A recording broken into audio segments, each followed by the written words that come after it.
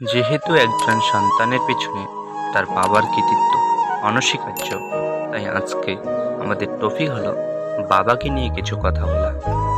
একজন বাবা হলেন একজন বন্ধু, যার উপর আমরা সর্বদা নির্ভর করতে পারি।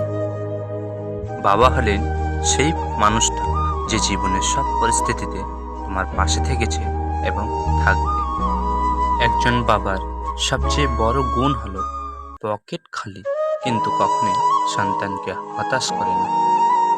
বাবার নামের সুপার হিরোদের কোনো বিশেষ শক্তি না থাকলেও তারাই আমাদের আসল সুপার হিরো হয়। একজন বাবাই হলেন অনুপ্রেরণা ও আত্মসংযমের উৎস। যে কোনো পুরুষই বাবা হতে পারে, কিন্তু প্রকৃত বাবা হতে কিছুটা বিশেষত্ব দরকার।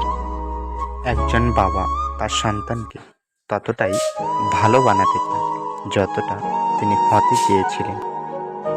একজন বাবার হওয়া উচিত তার ছেলের কাছে প্রথম হিরো এবং একটি মেয়ের কাছে তার প্রথম ভালোবাসা। একজন বাবা বলেন না তিনি তোমাকে ভালোবাসেন, বরং তিনি দেখিয়ে দেন তিনি তোমাকে ভালোবাসেন।